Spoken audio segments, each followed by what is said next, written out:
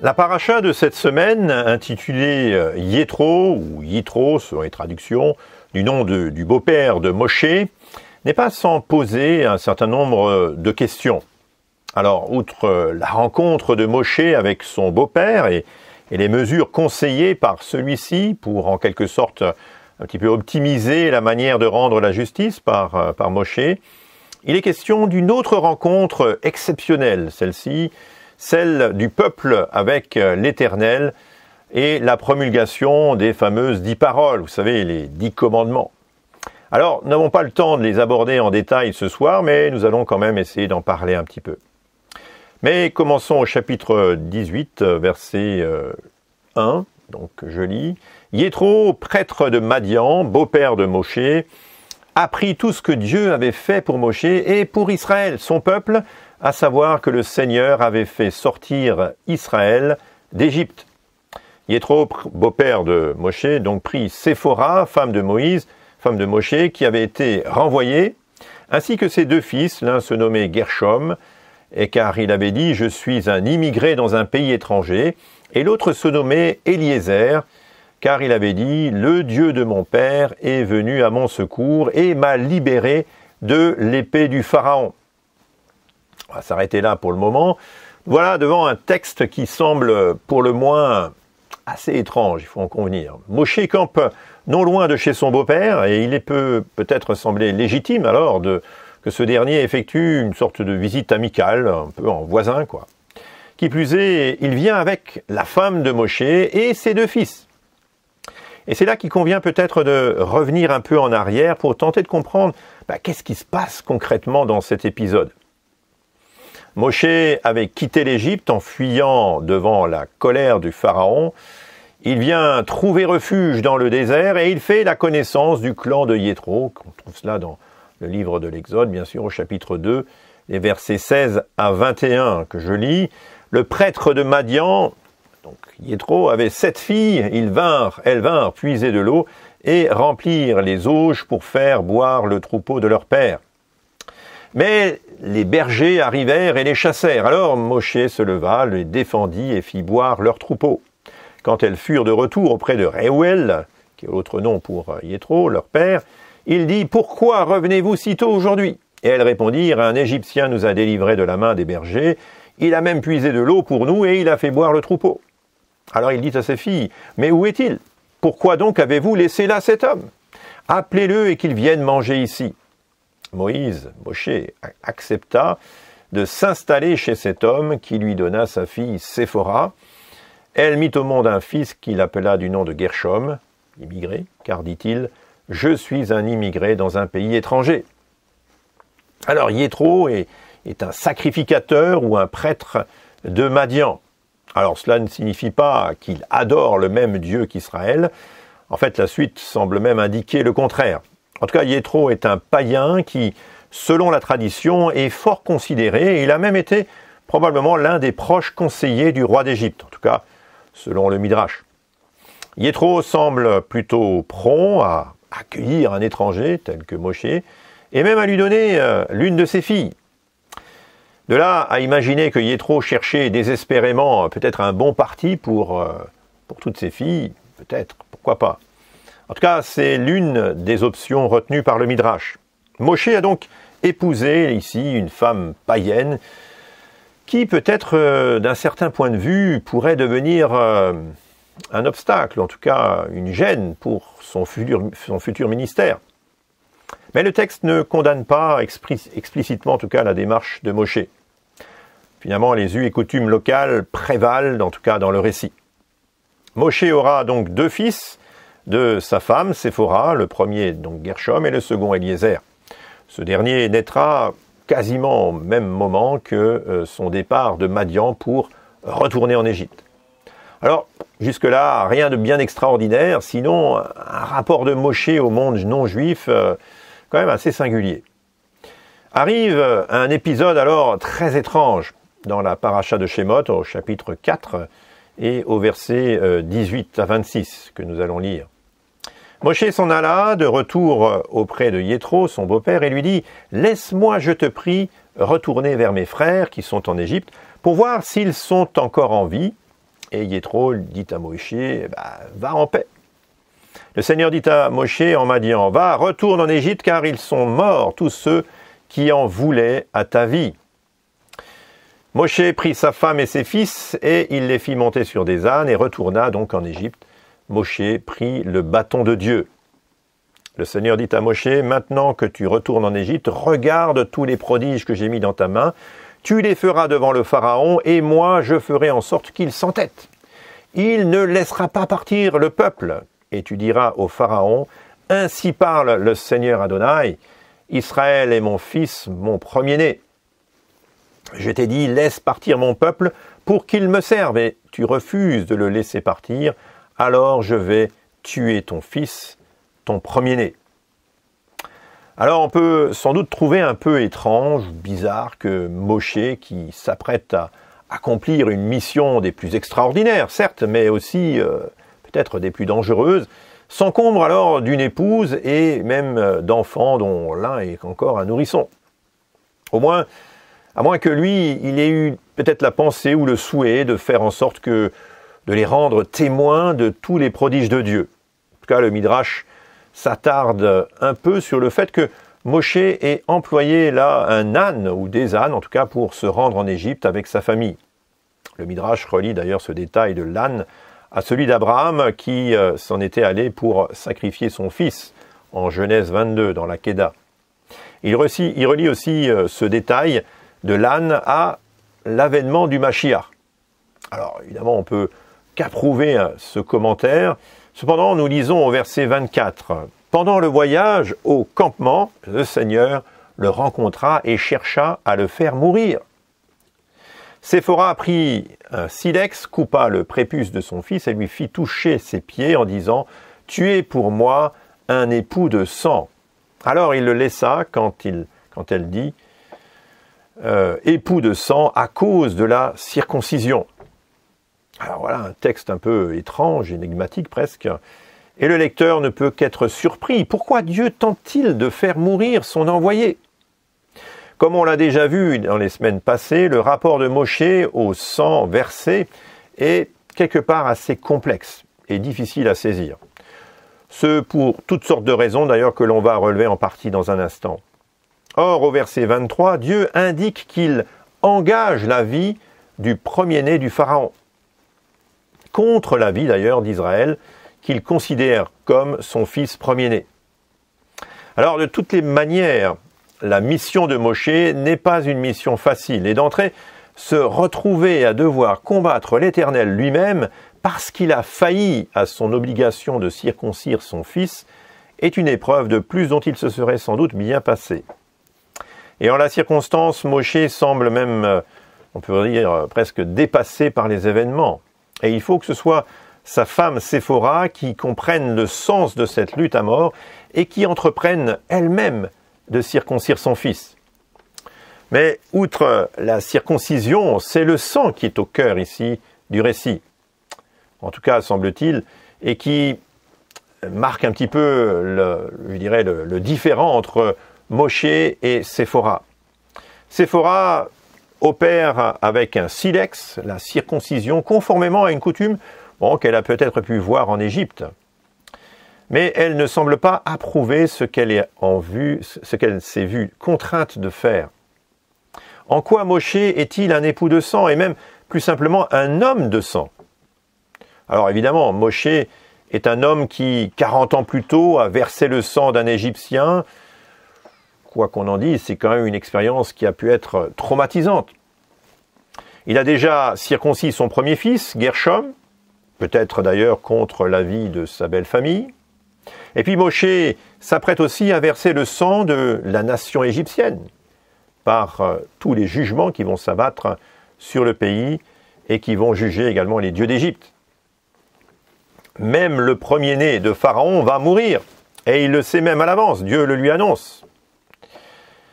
Enfin, dans cette lutte avec l'Éternel que nous trouvons dans ce récit, Moshe a mis, pour ainsi dire, en danger sa propre famille. Alors c'est certain, Moshe peut être d'une certaine façon qualifié par sa femme d'époux de sang. Un jugement je dois en convenir, dont personne n'aimerait être l'objet, et qui plus est par son épouse. Moshe, qui se refuse peut-être même à verser à nouveau le sang, doit apprendre et comprendre qu'à travers la circoncision, le sang versé est une nécessité pour la rédemption. Et Séphora, la non-juive, va en quelque sorte rappeler à Moshe l'importance de ce sang versé pour être sauvé. La circoncision n'est pas simplement l'empreinte définitive de l'alliance divine dans le corps de l'homme. Elle est quelque part le rappel constant que du sang doit être versé pour le pardon des péchés, une vie contre une autre vie. Et c'est Séphora, finalement la non-juive, qui va en quelque sorte souligner que le versement du sang du fils de Moshe est nécessaire pour que lui, Moshe, ait lui-même la vie. Comme quoi, cet épisode assez anecdotique n'est pas sans soulever bien des questions et susciter en tout cas la perplexité des commentateurs. Ceci étant, on apprend indirectement que Moshe a renvoyé sa femme, finalement, et ses deux fils, chez Yéthro, son beau-père, avant d'entreprendre cette mission en Égypte. En effet, l'épisode du chapitre 18 nous apprend que Yéthro vient vers Moshe, mais avec son épouse et ses fils, ce qui veut dire qu'ils n'ont pas accompagné finalement Moshe en Égypte. En tout cas, on peut le comprendre. On peut aussi imaginer que Moshe, dans sa dispute avec sa femme, parce qu'il y a certainement eu une dispute, il l'a tout simplement renvoyée chez elle. Mais bon, là, ici, on n'est que dans une spéculation gratuite, en tout cas. Mais poursuivons notre récit au verset 5. Yéthro, beau-père de Moshe, avec les fils et la femme de Moshe, vint le trouver au désert, là où il campait, à la montagne de Dieu.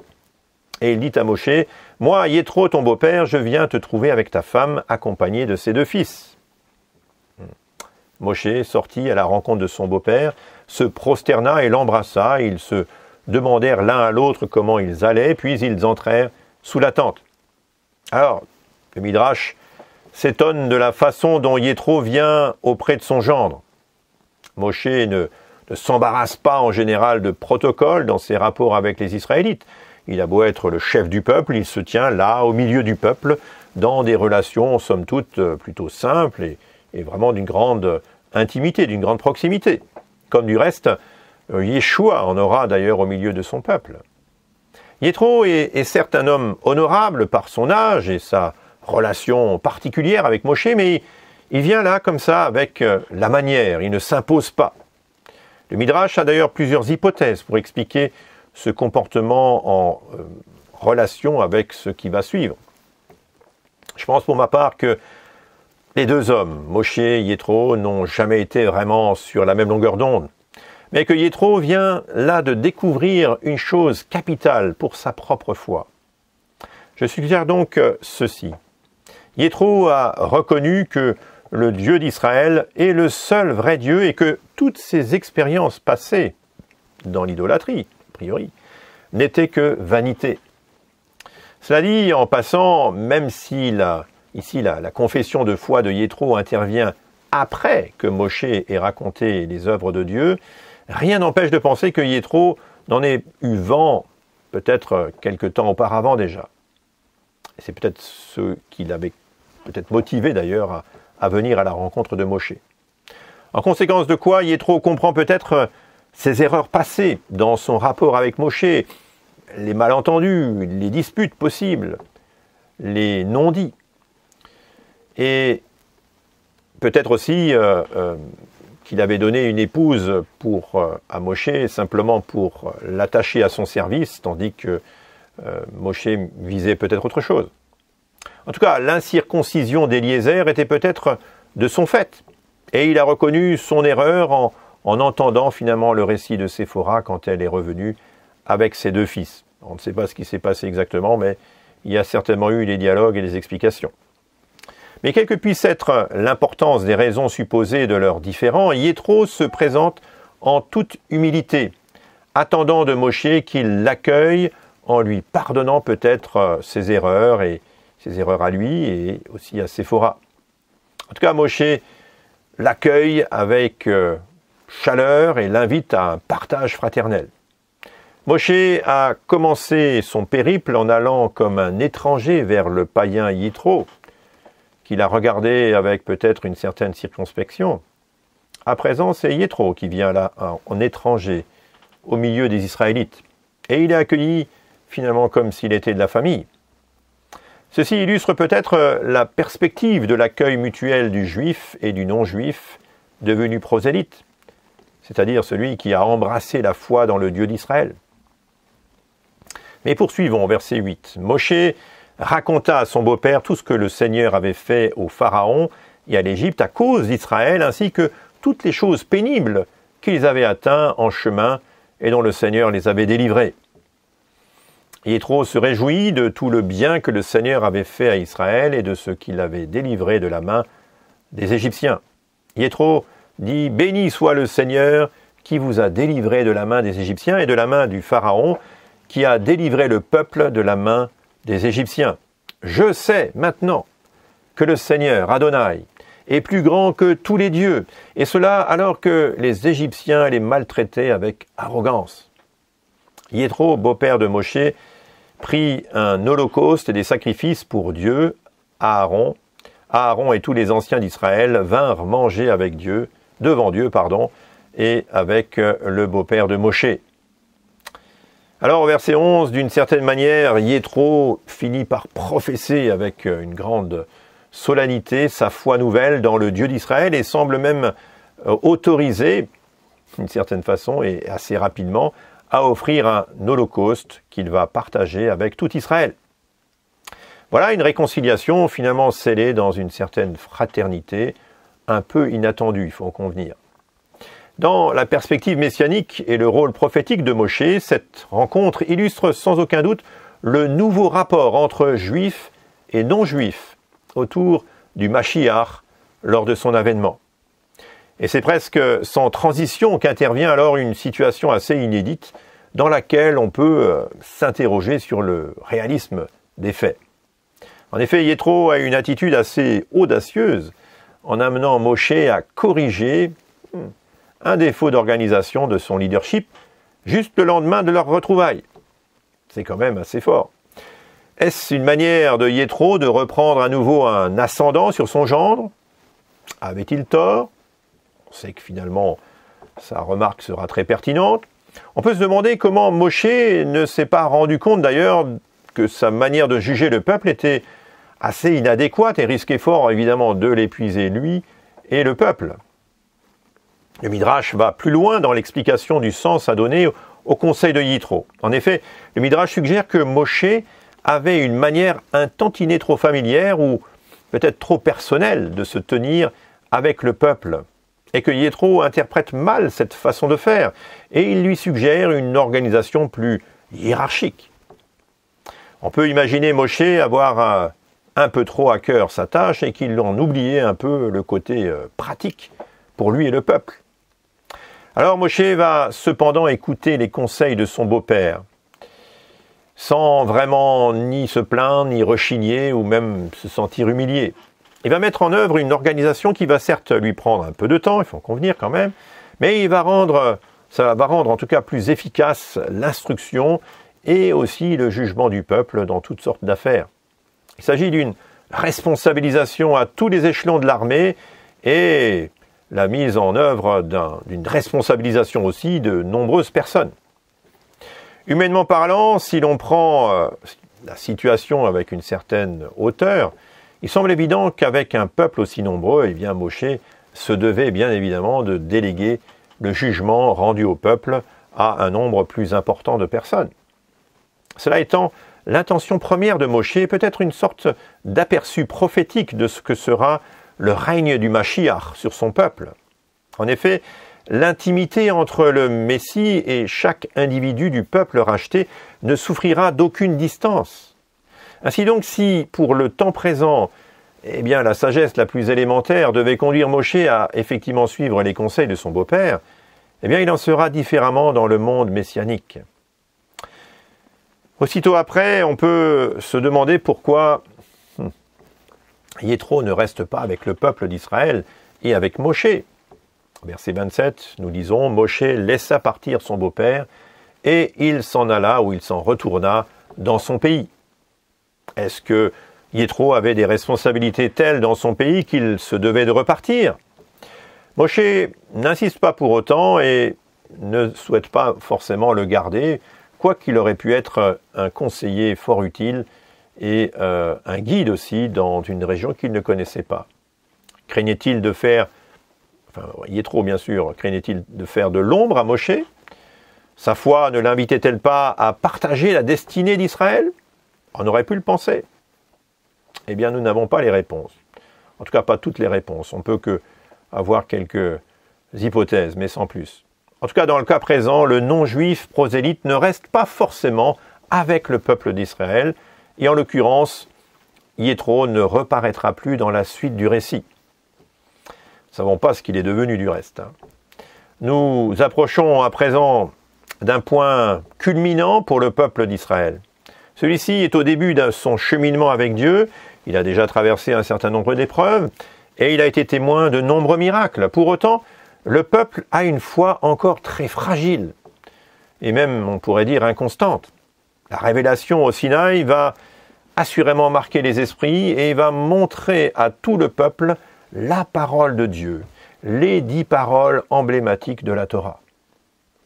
Le plus étonnant dans ce récit, c'est que Dieu, d'une certaine manière, fait voir une parole, et il ne la fait pas seulement entendre. Peut-être une manière de donner un certain relief, une autre dimension en tout cas, à ce qu'il va transmettre à son peuple. Lisons chapitre 20, verset 18. Tout le peuple observait le tonnerre, les éclairs, le son du corps et la montagne fumante. Et à ce spectacle, le peuple tremblait et se tenait dans l'éloignement. Ils dirent à Moshe, « Parle-nous toi-même, et nous écouterons, mais que Dieu ne nous parle pas de peur que nous ne mourions. » Moshe dit au peuple, « Soyez sans crainte, car c'est pour vous mettre à l'épreuve que Dieu est venu, et c'est pour que vous ayez pour lui de la crainte, afin de ne pas pécher. » Le peuple se tenait dans l'éloignement, mais Moshe s'approcha de la nuée où était Dieu. L'Éternel dit à Moshe, « Tu parleras ainsi aux Israélites, vous avez vu que je vous ai parlé du ciel. » La vision de la parole divine n'est pas un visage, c'est littéralement un son qui se fait voir. Curieuse expression, n'est-ce pas? Pour Rachi, reprenant ainsi les propos d'Akiba dans sa controverse avec le rabbi Ishmaël, le son est une forme de révélation analytique, une forme de progression qui engendre une compréhension graduelle, tandis que la vision, l'image, est davantage une révélation synthétique, pour ainsi dire globale et même instantanée, qui ne nécessite pas une réflexion. David Saada ajoute que la vision des Bnei Israël était une anticipation prophétique de la Torah telle qu'elle sera connue au temps messianique. Les générations qui se succéderont après celles du don de la Torah, et ce jusqu'au jour du Mashiach, recevront la Torah selon la modalité de l'entendre, jusqu'à ce que vienne le temps du voir. En d'autres termes, les enfants d'Israël, au début de leur vie avec le Seigneur, ont besoin d'avoir déjà un peu en perspective le but final, l'issue finale, le temps où la Torah s'inscrira dans leur cœur par une circoncision opérée par Dieu lui-même. Pour l'heure, le chemin pour y parvenir est encore long et c'est la foi qui permet de voir sans y être encore. Comme le rappelle d'une certaine manière l'apôtre Paul en Romains 10, 17 quand il dit « Ainsi la foi vient de ce qu'on entend et ce qu'on entend vient de la parole du Messie, lequel, bien entendu, s'est fait voir en son temps. » Alors voilà une méditation assez courte, certes, sur cette paracha de Yitro. Une méditation et des questions qui, certainement, ne manqueront pas d'alimenter nos échanges dans ce Shabbat. En tout cas, je vous souhaite un Shabbat Shalom. Et si, bien sûr, ces enseignements vous encouragent, vous édifient, eh bien, n'hésitez pas à les partager autour de vous. Et bien entendu, à vous abonner si vous ne l'êtes pas déjà. Et bien sûr, à cliquer sur la petite clochette afin de recevoir toutes les notifications.